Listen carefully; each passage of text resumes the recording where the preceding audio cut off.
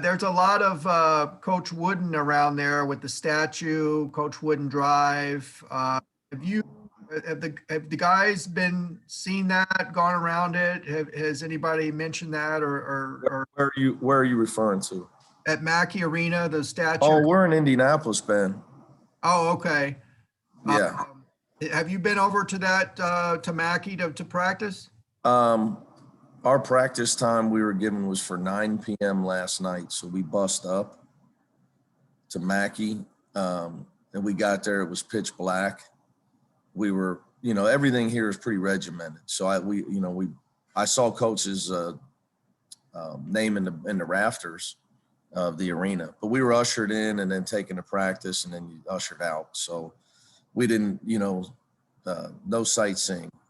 Okay. How much different? I mean, you've been in the NCAA tournament so many times, and normally, you've got that kind of open practice where there's the cheerleader and the band's playing, and it's kind of lighthearted. How different has this been so far from your past experiences? Just like the rest of the year, Ben, it's all different. I mean, it just is what it is, but it's better than the alternative, right? Like we all said, I would remind everybody that we all just wanted to be able to have our season so the kids could have a chance to chase their dreams. So it's different, no doubt about it. Just like the regular season was different. Matt Charbonneau, go ahead. Yeah, Mick, obviously, you played Michigan State last year in Maui. I think it was then when you talked a lot about how you've admired Tom's program and a lot of the ways they handle things. And, he talked yesterday too about you being a Midwest guy and working for Bob Huggins and being at Cincinnati all that time. What is it about the Michigan State program or the way they do things that you want to emulate? And why is that important to you out there at UCLA? Well, to me, Coach Izzo represents everything that's good about college basketball. He has run his program the right way for a long time and I think he cares about the development of players as people before the basketball side of it. And he's everything that's right about coaching. My dad's a coach, is a retired coach. So that's how my father was. Our profession becomes commercialized as the money has gotten a certain way. So I don't know what the term would be. Some people would say, whether Coach Izzo's old school, I wouldn't use that. I would say that, there's certain coaches that deserve to have the term coach said, to me, it's Coach Izzo. I would never call him Tom. I think, to me, coach is a reverent term because of the way I was raised. Coaches care about their players. So that's what I see, that's what I've always seen. And then obviously long-term success through hard work, no shortcuts. So that's what I see in their program. That's what I've always thought he was about. Which are, the things that I was raised on as a kid by my dad and, taught what the profession is all about. So that's just what I see when I look at Coach Izzo and his program there. And I know you guys played him last year. They played the year before too. Does that help at all in preparation for this? I know it's a long time in just one game, but is there any advantage to that you've seen him at least? I don't know. We see a lot of people. Don't mean you're going to beat them. Some people you see and you can't beat them. Some people you keep beating. I think that more important is going to be made shots Thursday night. You get two teams pretty evenly matched. I'll take made shots over the fact that we played them last year. Made free throws as well. Tarek, go ahead.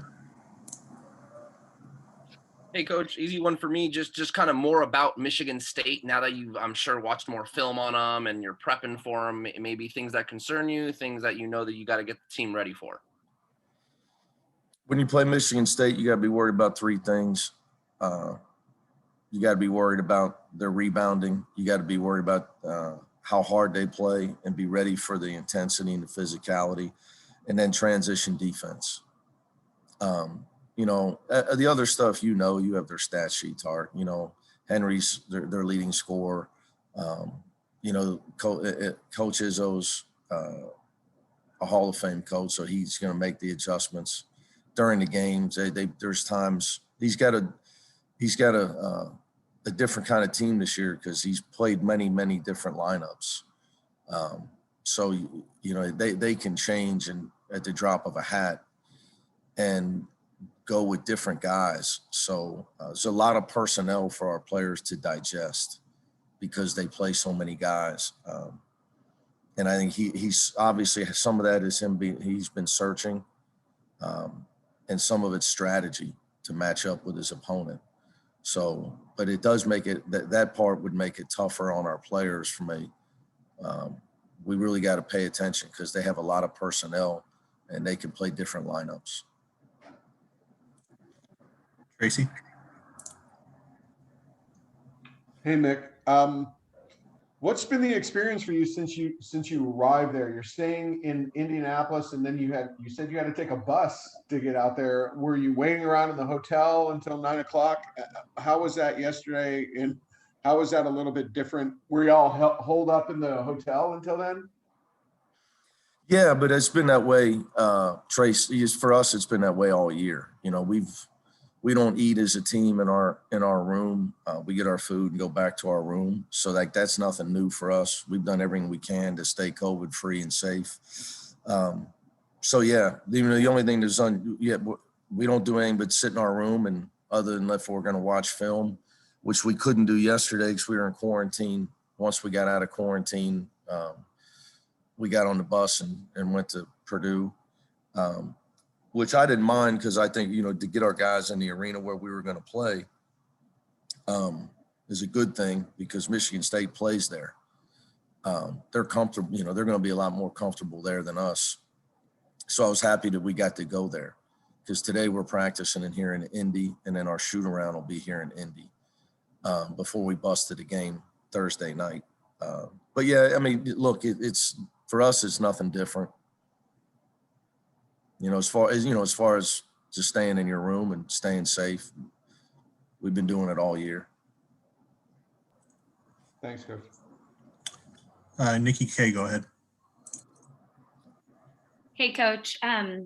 Record-wise, not necessarily the momentum you have or you want to have coming into this game, but how do you turn the tone around in this locker room, and what's the conversation amongst the guys for the opportunity that lies ahead?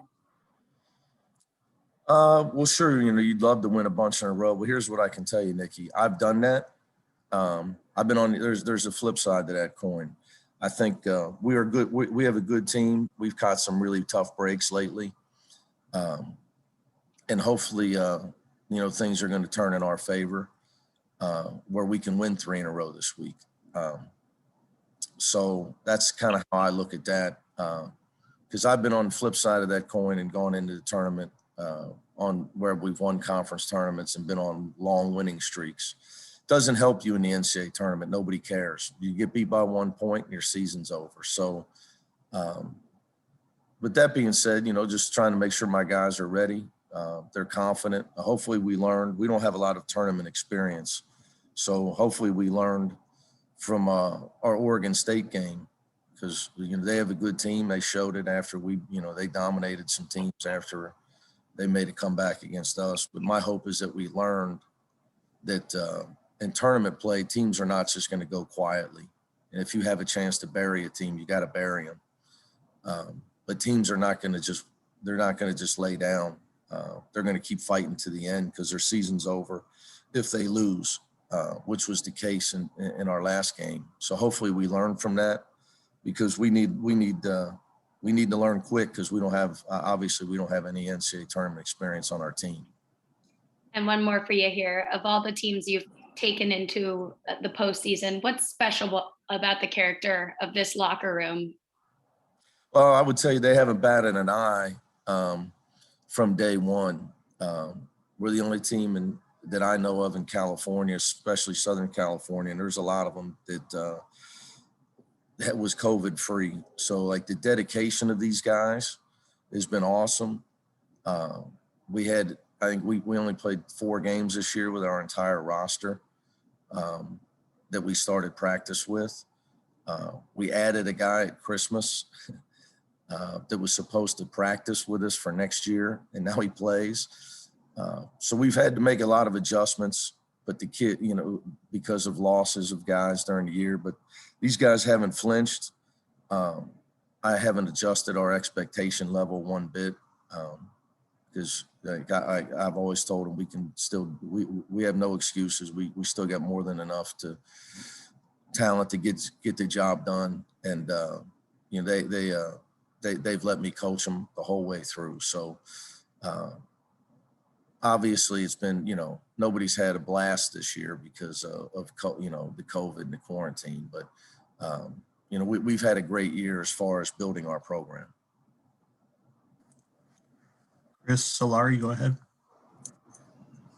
Hey, Mick. I wondered, you know, obviously you have some game tape of you guys against them last year, as well as the previous year. How much does it help to maybe self-scout what you did right, what you did wrong in those couple games?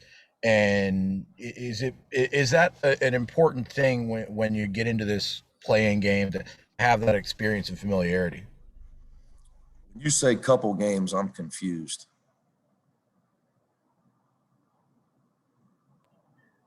Yeah, you guys, the year before you got there, they played, Alford's team played them in Vegas. Oh, okay. I apologize. Yeah, sorry.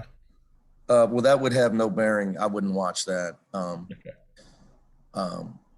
You know, I wasn't here, so, you know, strategically, there'd be nothing there for me.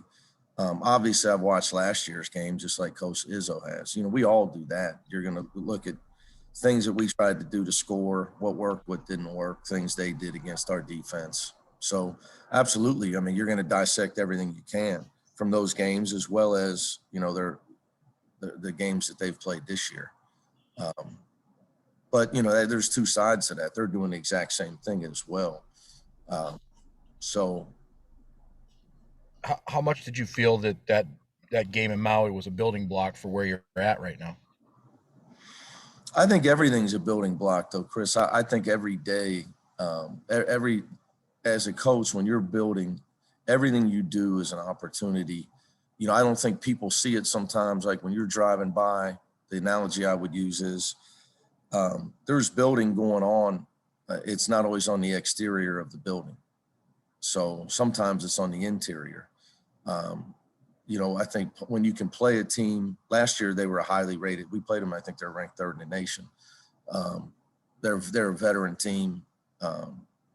It's a great experience for us my message last year, if I recall, was, you know, we're going to play against somebody that's going to teach us how hard you have to play to be a great program. And you have to do it for 40 minutes. I thought we really competed. We out-rebounded them by 1. Problem was, I think we were 2 for 16 or 17 from the 3-point line. So that's not going to get it done. Sam, go ahead. Hey, Coach. I know over the past couple months, really, we've talked a lot about what you guys have been missing without Chris Smith out there. But I'm curious to see if you had any opinion on what he's given you, considering he's the only guy who's played in an NCAA tournament game. He's traveled with you. He's with you guys. Kind of like a veteran leadership. Is there anything important that he gives to the team or that he can give to the team, even though he's not on the court? Well, I don't know, man. Tiger's sitting over here behind me about 20 feet away. I mean, you know, our feeling is Chris should have to pay his own way. I mean, right now, all he's doing is taking the free gifts and the meal money, and he's not producing for us. You know, the team, to be honest with you, I'm just kidding. No, you know, Chris is a great guy, man. You know, he's such a likable guy. You know, the guys love having him around. You know, a lot of kids in his position maybe would have just finished school online and went and rehabbed, hired an agent and went and rehabbed on their own. you know, he's at UCLA every day. He's at every practice. He's rehabbing. That's why I kid around him. He's not missing any meals. So he's making sure he gets all the free gear still and the free product. So I told him, you know, we kid around with him. Can't get rid of him. But no, he's great, Sam. He's just a great guy, man. He's always positive too. I think what the thing about Chris is he's always positive. So, you know, obviously the last couple of games, you know, we had issues with guys missing big free throws. Chris is the first guy to have his arm around those guys, you know, tell them to keep their head up. No, he's a really, really, really good teammate. But I like to mess with him. We've got time for two more. Let's go to Rick and then Ben. Happy St. Patrick's Day, Mick. Yes, sir. I was waiting for that. How do you take a team full of guys that have never been to the dance before? How do you keep their mindset settled? That's a good question. I think, you know, maybe the COVID helps it this year, Rick, because usually, you know, at the NCAA tournament, you know, there's people everywhere, families, bands, cheerleaders. It's not your normal road trip. You know, you're used to getting on your plane with 27 people. You go to the NCAA tournament, all of a sudden you're on the plane with 127 people, and there's distractions. Where that's not the case this year. You know, it's quarantine bubble type stuff as usual. You know, it's a ghost town here in our hotel. With security at the front door. So maybe, you know, maybe that will help in that case. Again, I would refer back to Rick, you know, my concern would be hoping that we learn from the Oregon State game that, you know, that you're going to get in a game where and the game's not over till it's over. And, you know, no matter what happens, you know, we could be the team that's down. You know, that nothing's going to matter but the final score. Nobody's going to go quietly in March. Nobody's going quietly. So hopefully we learned from that last week. And obviously, you know, it's been a big issue of ours that, you know, is finishing, you know, trying to finish games. Yeah, let's go to Ben for our last one. Michigan State's had some wild kind of pendulum swings of great wins and kind of big losses. I think they had their worst home loss under Coach Izzo. Has there been one or two reliable indicators as to which team they're going to be on a given night beyond just making shots? Yeah, I would say, you know, obviously Henry has, you know, for them, he needs to play well. And their victories, he's played pretty well. You know, I think the other thing would be their defense. You know, can they get stops? You know, sometimes it's matchups, Ben. You know, I think obviously, you know, if you go back to early January, they hit a bad stretch. But, you know, I would say they were 1-9 favorite to turn that around because Tom Izzo's their coach, and they did. They got out of COVID. They had a long COVID pause, but, you know, what it seemed like since they've been back into a rhythm here in the last 6, 7, 8 games, you know, they've beaten 2 number 1 seeds. I would say that the hardest thing is sometimes, you know, they're searching for lineups. Can you play your team that can score? Can they get stops as well? You know, so it's been a long search for Coach Izzo. To be honest with you, they remind me of us last year. You know, we had to search a long time to get the right rotation, you know, and lineups in there, and were guys that could get us wins. So I think, you know, that they've been through the same type of thing. And it seems like he's pretty much kind of found it here of late if you look at his lineups, you know, since they've won those games I referred to.